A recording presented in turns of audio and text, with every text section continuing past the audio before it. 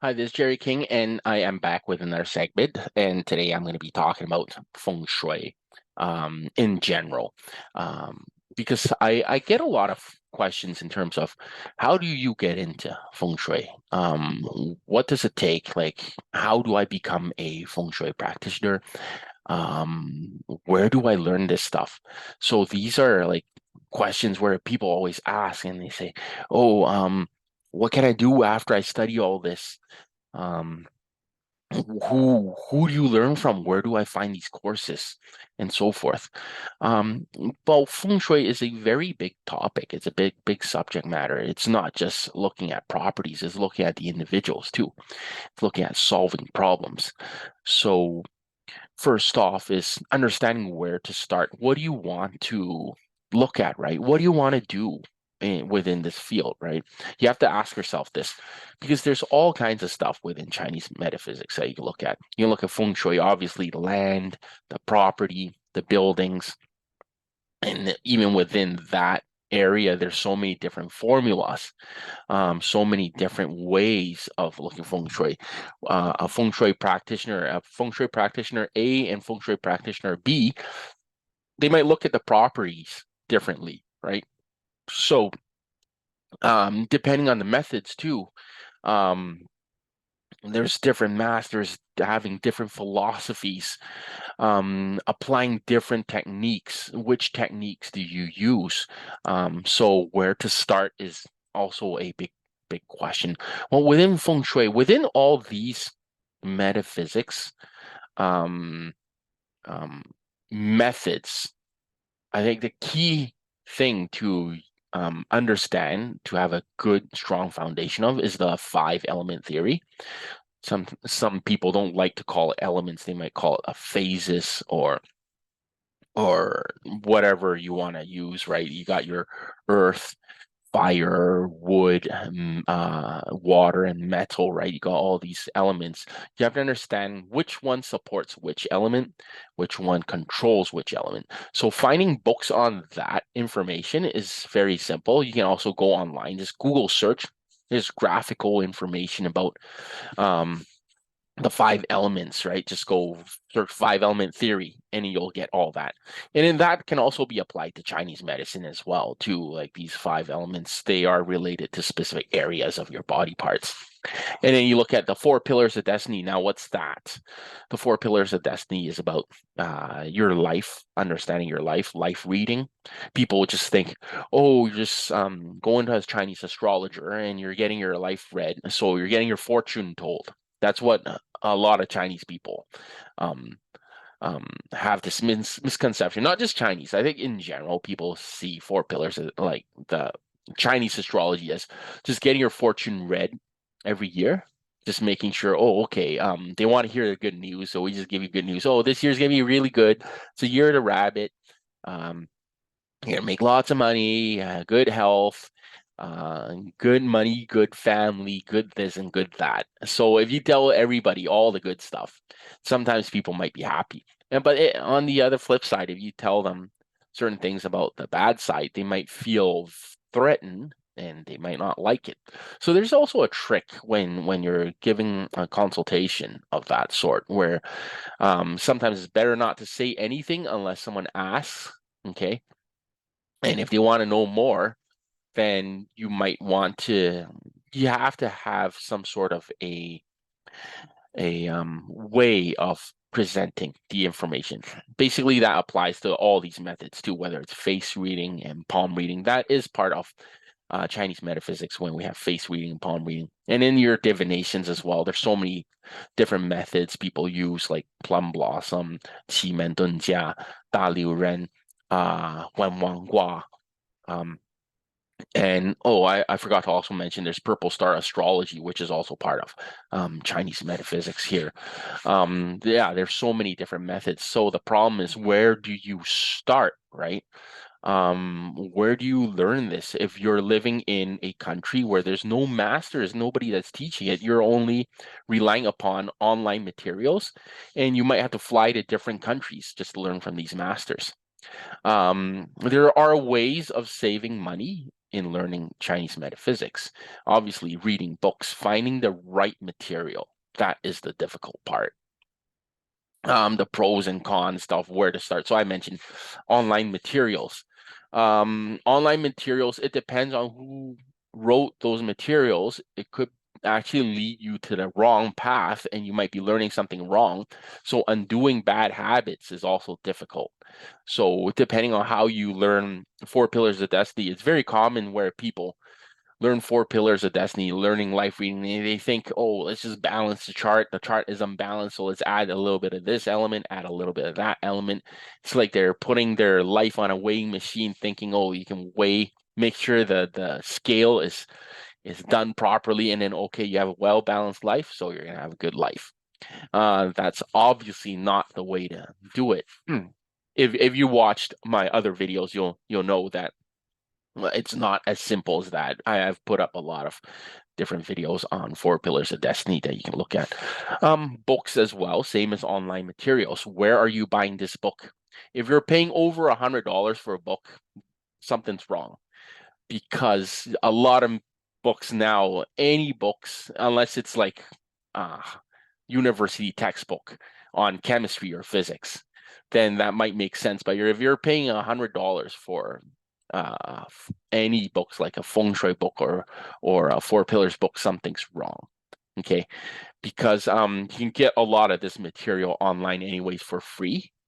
Obviously the free materials come with, where do you search, right? So finding the right books, finding the right author is also difficult, right?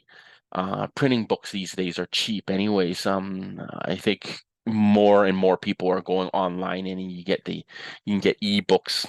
Even myself, I have ebooks, but then those ebooks, they're kind of like, there's a little bit of defect on it. They're up on Amazon, and I've gotten complaints about why aren't charts fixed, and I'm like, I can't really fix it. It's gonna take me a lot of work to fix.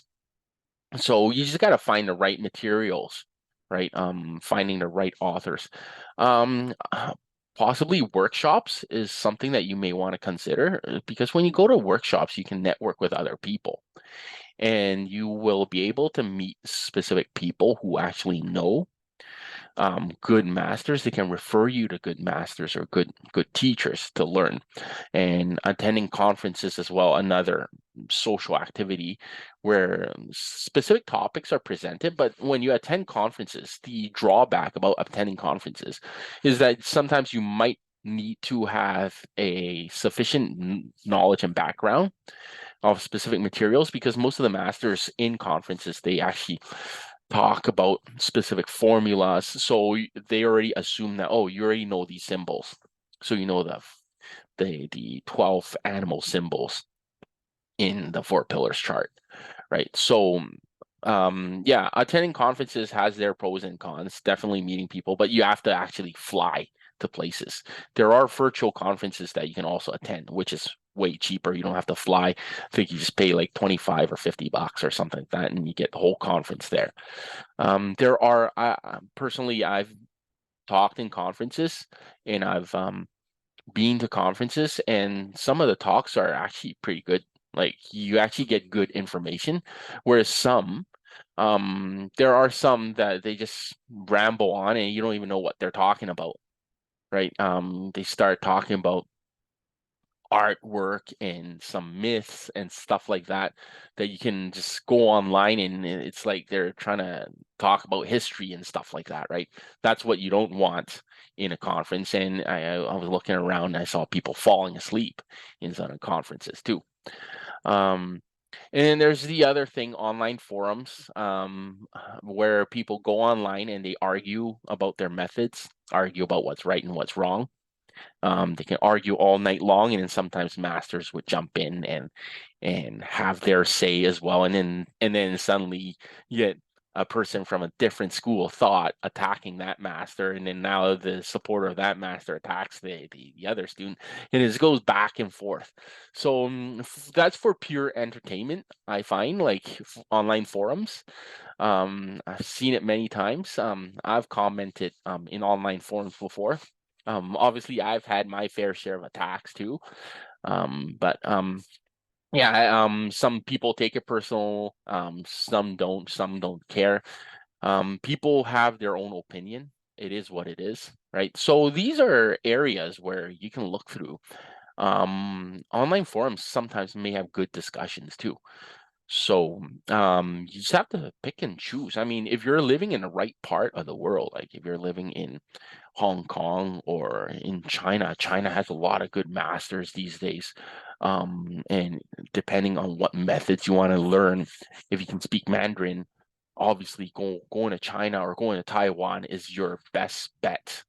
Once you're outside of China and Taiwan and Hong Kong, it becomes kind of sketchy, to be honest. Like there's so many people that call themselves um like a founder of specific knowledge or whatever. Like they just learned from um text classics, Chinese classic texts and things like that, right? So you just have to be aware of who you're learning from.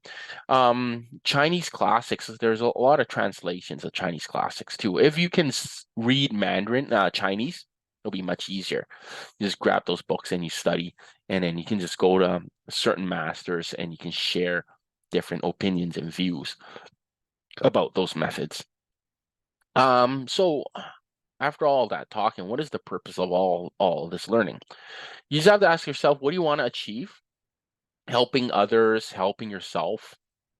These are some of the main goals when you want to get into this field, right? Knowing about the future, resolving conflicts. That's a key one as well when you study something like Four Pillars of Destiny, or if you're studying something like 奇门遁甲, just those divination methods can help you resolve conflict.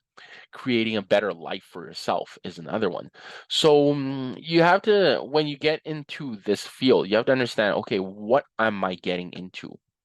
What do I want to achieve?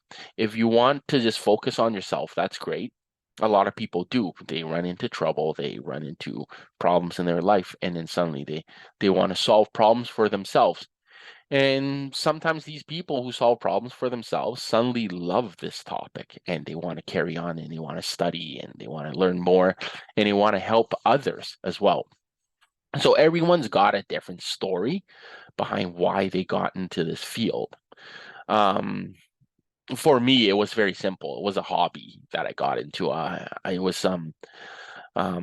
studying Chinese history a long time ago, more than 25 years ago, I believe. Yeah, 25 years ago. So learning Chinese history also helped propel me into wanting to learn this.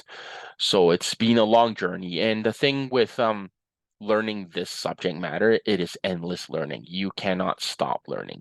Every day there's some new topics that you want to learn.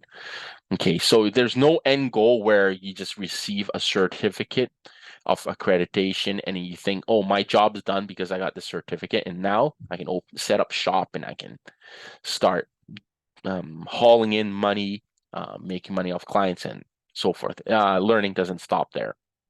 Um, Anytime you stop learning, you stop progressing within this field. That's the difficulty. So when you step foot into this field, just be aware that there are a lot of different methods, a lot of different masters having their different ways, a lot of materials out there. You have to pick and choose. I think it's also has to do with affinity as well. So something to chew on. Basically, I just wanted to give you my um what we call it, my input in terms of what you can get when you go into the field of feng shui. What is there within this field? It's a massive field to get into, right? Because you're dealing with people and you're dealing with properties. And there's a lot of people with different objectives in life that you have to evaluate, right? Everyone's got their own agenda, their own purpose. So before you get into this field, think about what you want to do, whether you want to sacrifice time or whether it's a hobby. Might be something like a bedtime reading as well. You just turn on the video and just watch a little bit of people talking, and then that's it. So that's it for this video. I'll probably talk more in terms of what materials to use, and possibly I'll give some introductory, provide some introductory videos in terms of where you can start and what you should be learning. So yeah, when I have time, I'll put up some introductory videos for those who are interested in stepping into this field of Feng Shui. So thanks for watching, and I'll see you next time in the next video.